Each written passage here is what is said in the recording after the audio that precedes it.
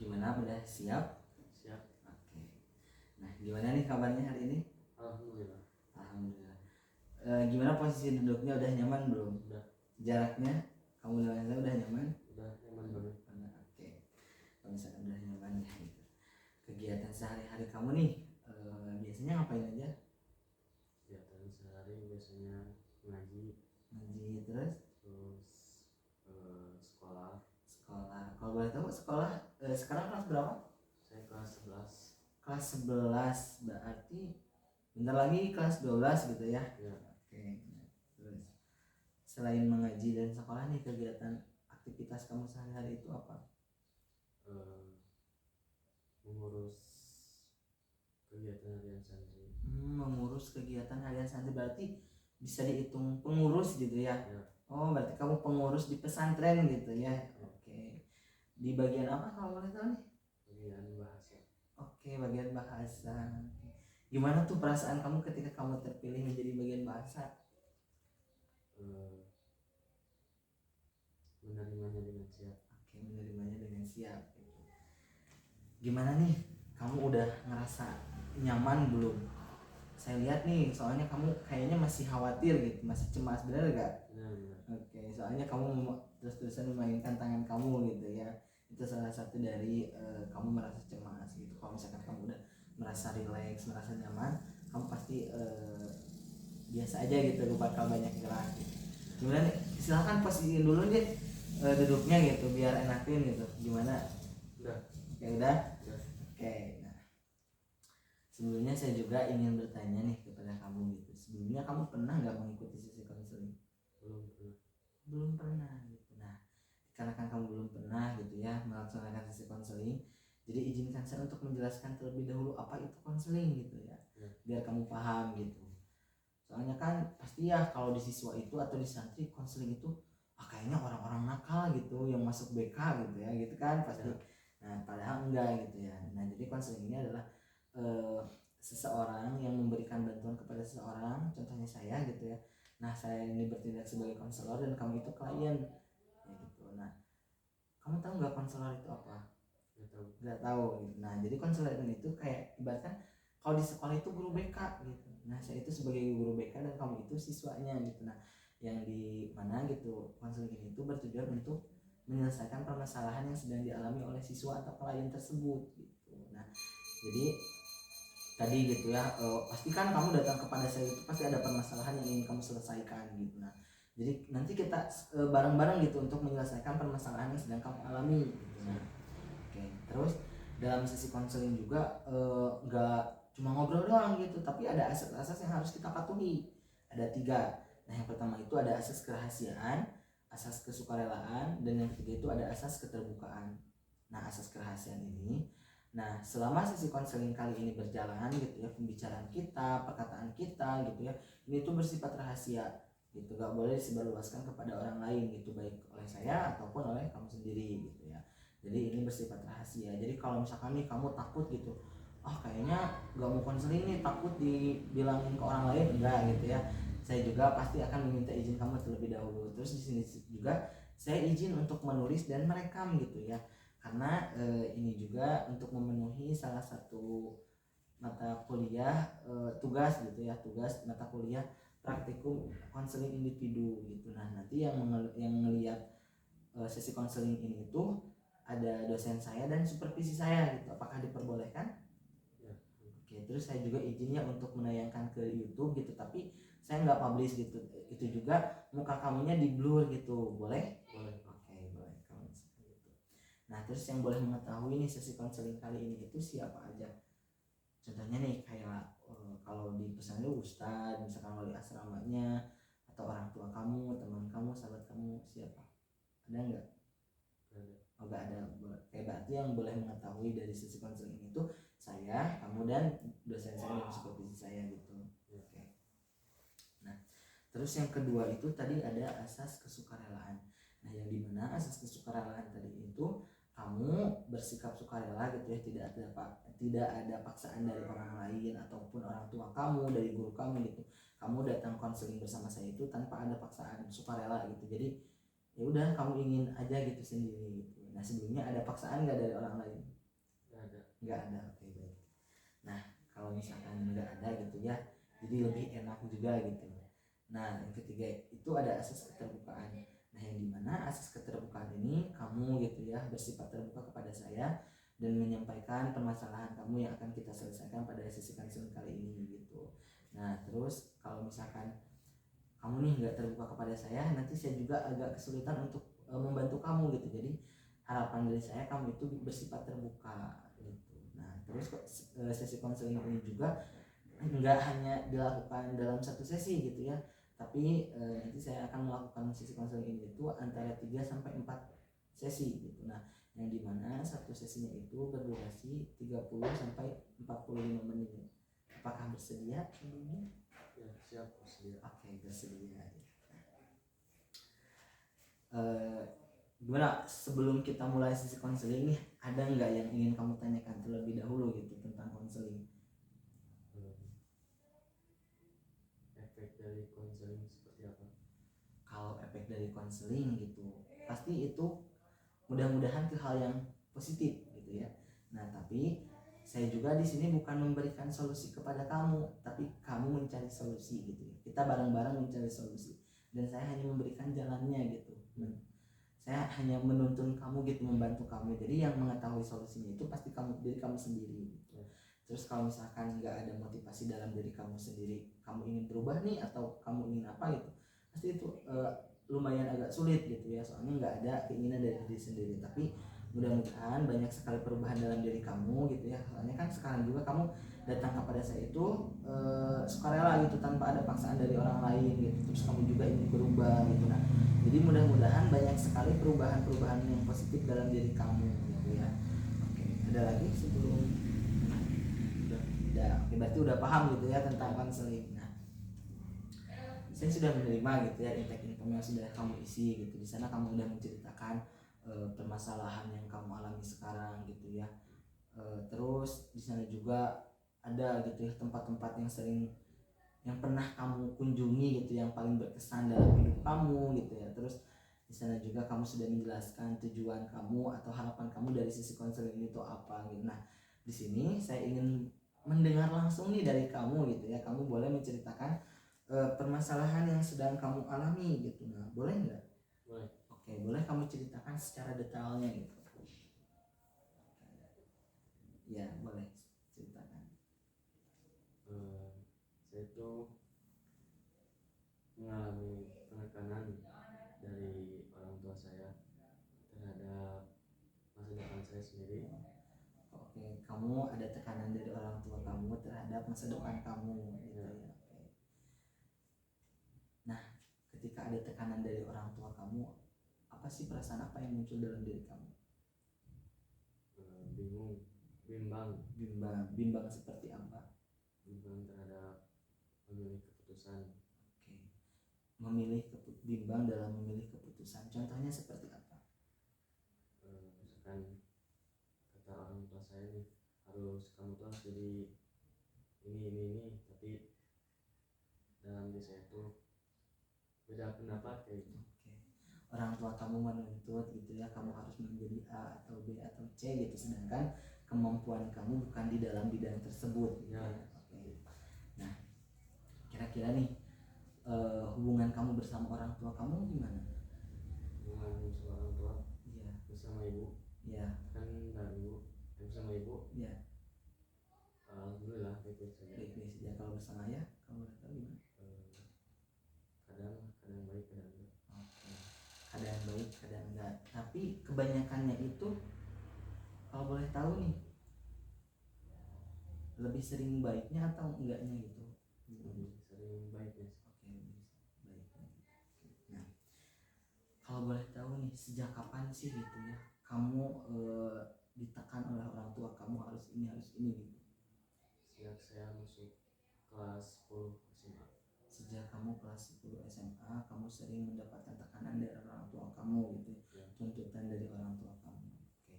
Nah, setelah kamu mendapatkan tuntutan dari orang tua kamu nih, yang kamu rasakan apa sih dampaknya gitu terhadap kehidupan kamu sehari-hari? Dampaknya menjadi bingung dan malas. Oke, Oke, menjadi bingung dan malas.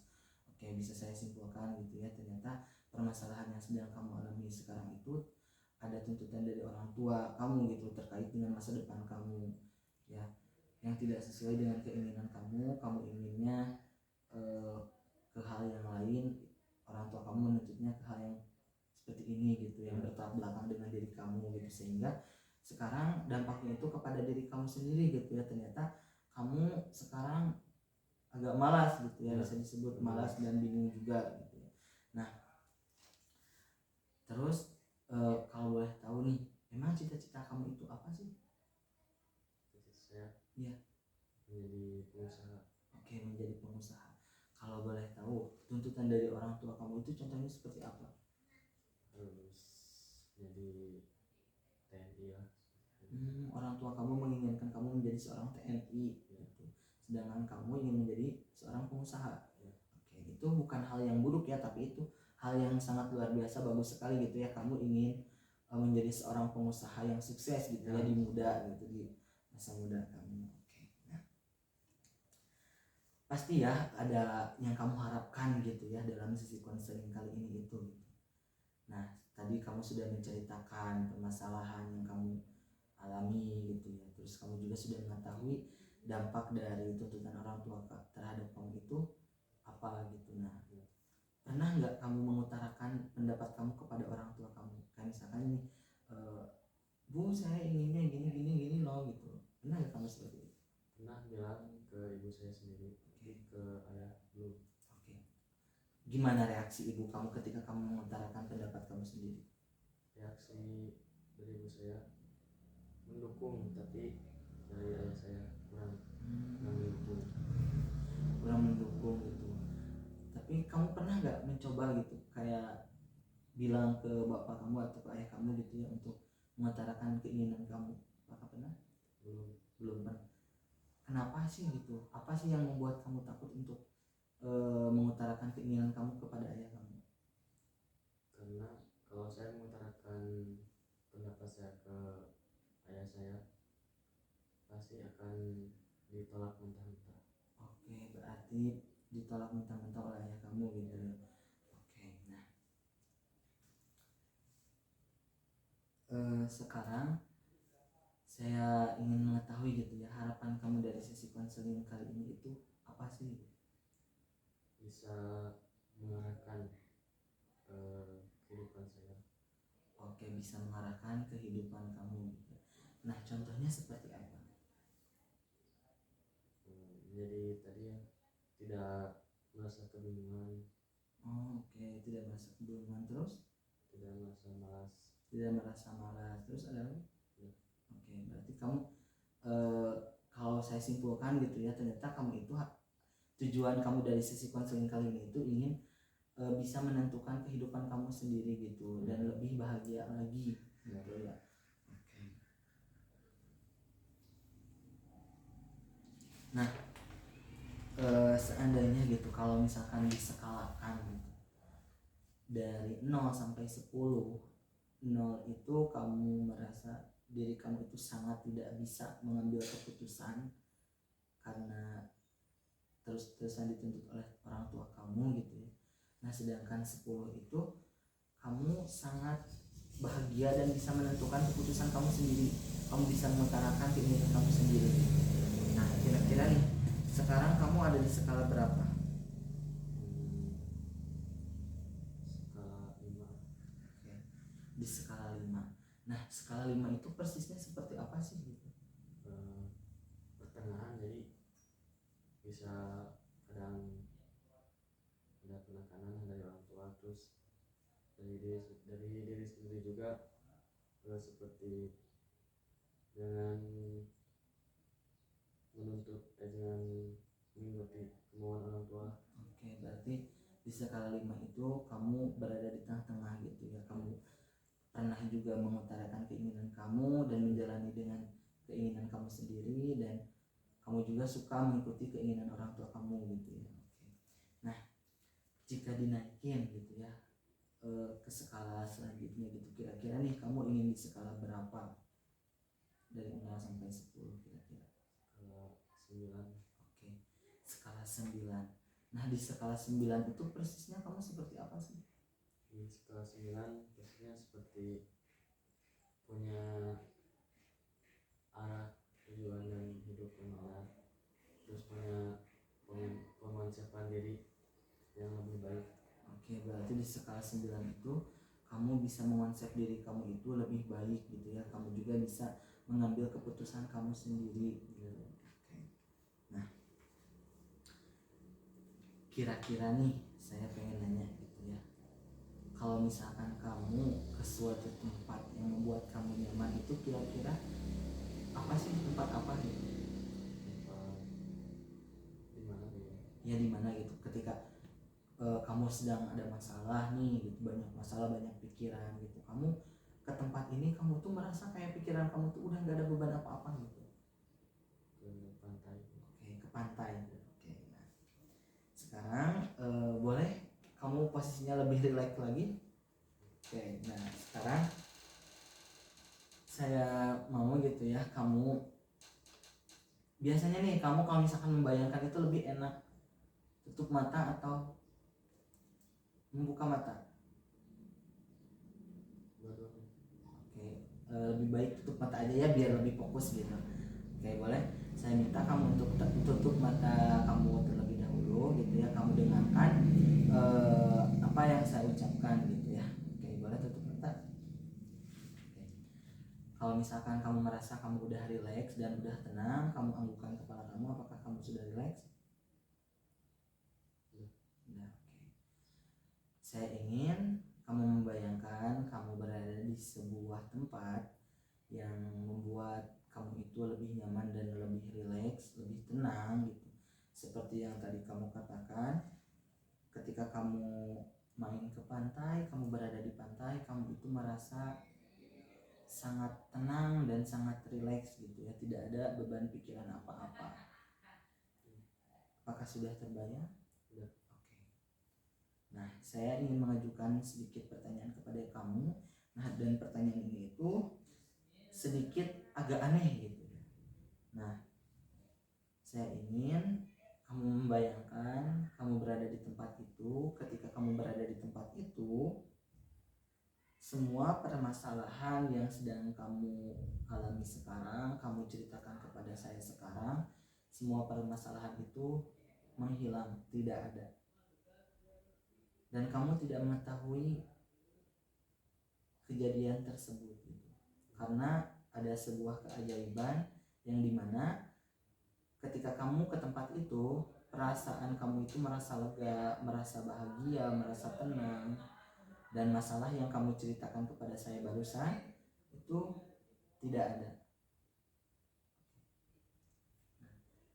Ketika kamu pulang dari pantai tersebut, kira-kira apa yang terjadi pada diri kamu?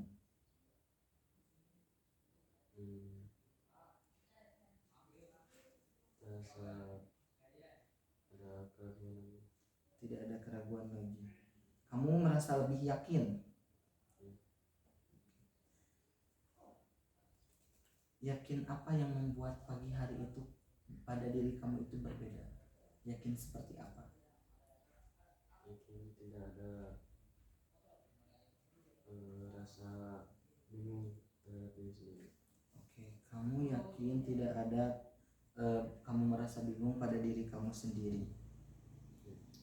Nah, ada nggak orang yang mengetahui di pada hari itu gitu, ketika kamu melihat kamu gitu, ada yang berbeda pada diri kamu, ada gak? Oke, coba kamu bayangkan lagi setelah permasalahan kamu tadi selesai dan kamu pulang dari pantai itu. Nah, dan kamu sudah merasa yakin, lega gitu, dan di pagi harinya itu ada yang berbeda pada diri kamu. Nah, kira-kira ada gak yang mengetahui hal tersebut? Contohnya kayak orang tua kamu, sahabat kamu, teman kamu, ada gak? Teman. Oke, teman. Nah, apa yang dilihat oleh teman kamu yang berbeda pada diri kamu? Dari gerak-gerik tubuh. Oke, gerak-gerik tubuh seperti apa yang berbeda pada diri kamu? Tidak terlihat kaku dan malas. Teman kamu melihat kamu tidak malas. Nah, apa yang dikatakan oleh teman kamu kepada diri kamu ketika melihat ada yang berbeda pada diri kamu? Tidak biasanya kamu seperti ini. Oke. Tidak biasanya kamu seperti ini. Itu yang dikatakan oleh teman kamu. Ketika teman kamu berbicara seperti itu, perasaan apa yang muncul pada diri kamu? Bahagia. Bahagia. Ada lagi? Lega dan senang. Bahagia, lega, dan senang. Oke. Selain dari teman kamu, apakah ada lagi orang yang mengetahui hal tersebut? Tidak. Tidak ada. Berarti yang mengetahui itu hanya teman kamu sendiri. Oke. Nah, sekarang katakan saja ya, semua permasalahan yang kamu ceritakan tadi sudah selesai, dan apa yang kamu harapkan dalam sesi konseling ini itu semuanya sudah kamu capai. Nah, apa yang akan Anda rasakan setelah itu? Mengubah pola pikir. Mengubah pola pikir seperti apa? Tidak memikirkan hal-hal yang diragukan. Oke. Tidak memikirkan hal-hal yang diragukan gitu. Kamu lebih yakin lagi. Nah, baik, sekarang saya ingin kamu lebih fokus lagi ke perasaan yakin tersebut, ke perasaan lega, bahagia, dan kamu merasa yakin tersebut yang tadi kamu katakan. Nah, perasaan itu muncul di bagian tubuh mana yang lebih terasa oleh kamu? Bagian hati. Oke. Boleh kamu simpan tangan kamu di hati kamu. Oke. Nah, perasaan yakin dan lega bahagia itu besar atau kecil? Besar. Besar. Berbentuk atau tidak berbentuk? Tidak. Tidak. Berwarna atau tidak berwarna? Tidak berwarna. Tidak berwarna. Nah, sekarang saya ingin coba kamu bayangkan kaki kamu, tubuh kamu, pikiran kamu masuk ke dalam perasaan yakin, lega, bahagia yang tadi kamu katakan besar tersebut. Dan di dalamnya itu ada perasaan yakin dan lega dan bahagia kamu ketika kamu masih kecil di masa lalu kamu. Apakah ada? Ya. Oke. Beritahu saya jika memori itu muncul. Persisnya di usia berapa? Di usia SD. Kalau boleh tahu, kejadian apa yang kamu lihat di masa lalu tersebut?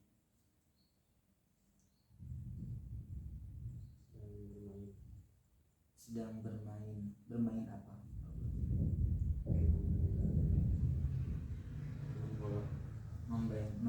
Bermain bola. Nah, selain kejadian itu, ada lagi ketika kamu sedang kecil ada? Oke, kalau boleh tahu kapan persisnya? Bulan Ramadan. Oke, ketika bulan Ramadan. Kalau boleh tahu nih kenapa? Karena bisa main bersama teman-teman. Oke, bisa main bersama teman-teman. Dan ketika kamu bermain bersama teman-teman, apa sih yang kamu rasakan? Bahagia. Bahagia gitu.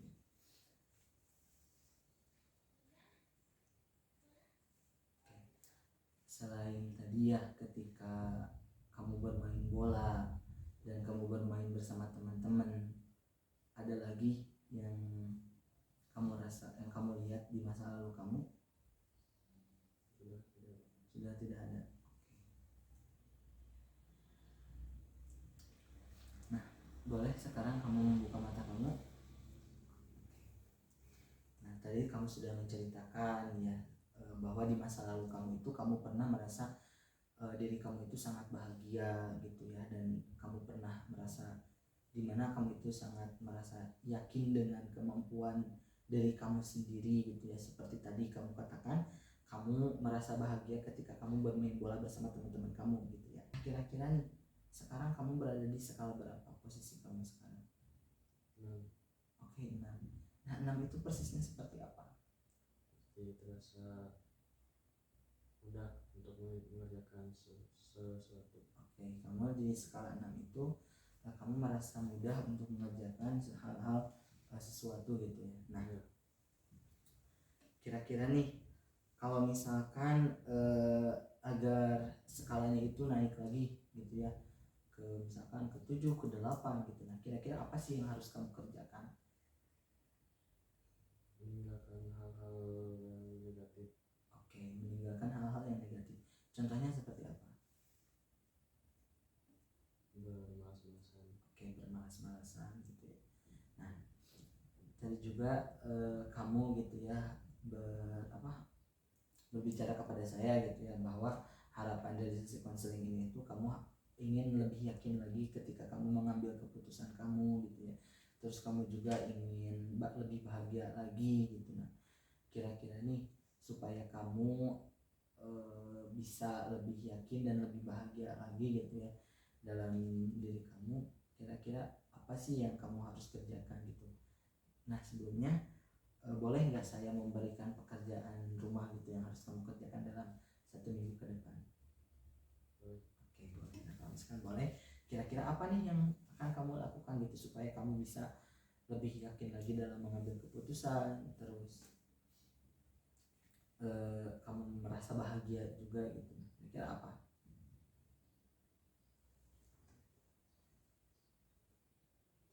Ketika contohnya itu kayak misalkan nih kamu lebih bisa mengutarakan keinginan kamu akan mencoba berbicara kepada orang tua kamu gitu.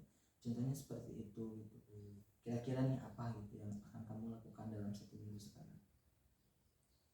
Lebih berani dalam mengambil suatu keputusan.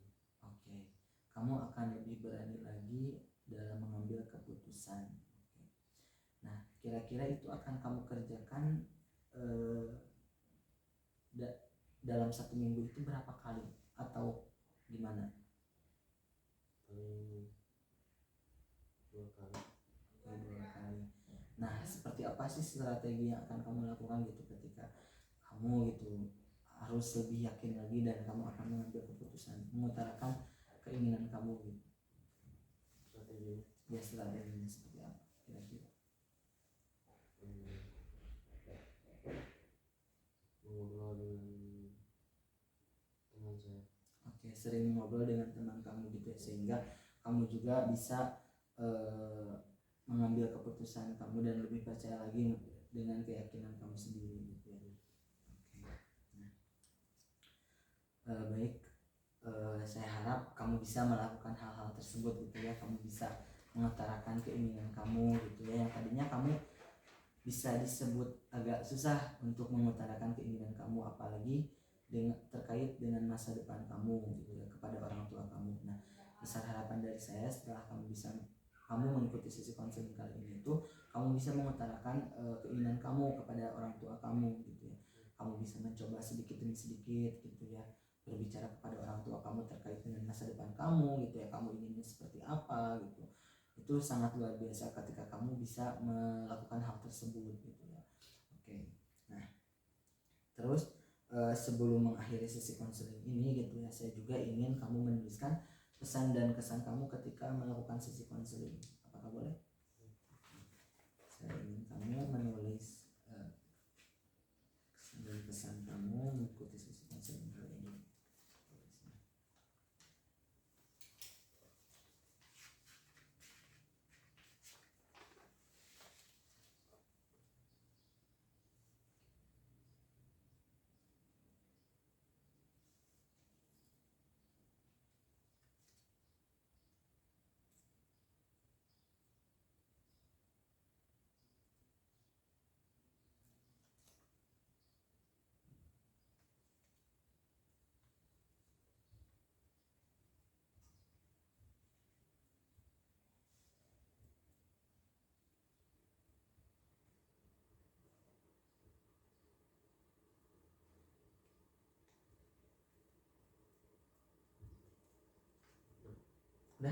Oke, kamu sudah menulis? Sudah. Oke, boleh nggak saya mengetahui apa yang kamu tulis?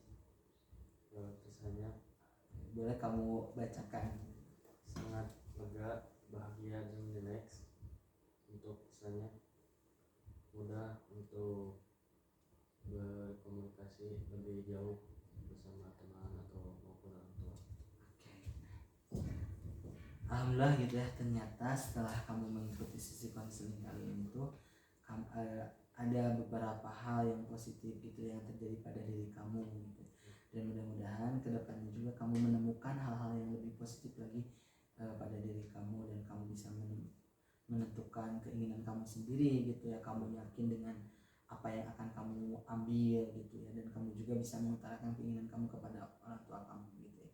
Nah, saya juga di sini akan membacakan pesan dan kesan saya gitu ya selama sesi konseling bersama kamu gitu ya. Nah, kesannya itu saya sangat merasa bangga gitu ya kepada kamu gitu, yang dimana kamu itu sekarang bisa berani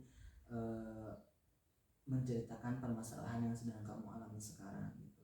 Terus kamu juga bisa mengutarakan keinginan kamu yang tadinya kamu juga kan agak susah gitu untuk mengutarakan keinginan kamu atau pendapat kamu, tapi di dalam sisi konseling kali ini tuh kamu sangat terbuka gitu kepada saya gitu, sehingga saya juga bisa mengarahkan diri kamu gitu ya, bisa memberikan bantuan kepada kamu gitu. Nah, itu sangat luar biasa sekali gitu ya. Nah, terus pesannya juga dari saya, coba kamu mulai dari sekarang kamu lebih bisa mengutarakan lagi keinginan kamu gitu ya, dalam hal-hal yang positif, dalam hal-hal yang positif itu gitu ya. Terus coba kamu untuk terus komunikasi bersama orang tua kamu, mungkin terutama kepada ayah kamu gitu ya. Kamu harus bisa lebih mengutarakan atau menyampaikan keinginan kamu. Coba sedikit demi sedikit kamu ngobrol. Ternyata kemampuan kamu itu yang lebih menonjolnya misalkan di bidang ini nih gitu. Nah, jadi kamu bisa mengutarakan ke ayah kamu gitu, dan sehingga ayah kamu juga paham gitu dengan keinginan kamu gitu. Itu bukan hal yang buruk gitu ya ketika kamu mengutamakan atau mengutarakan pendapat kamu kepada orang lain gitu, tapi itu sangat luar biasa sekali gitu kalau misalkan kita bisa mengutarakan hal tersebut dalam hal-hal yang positif. Oke. Nah, baik, sepertinya sesi konseling pertama ini akan kita akhiri gitu ya.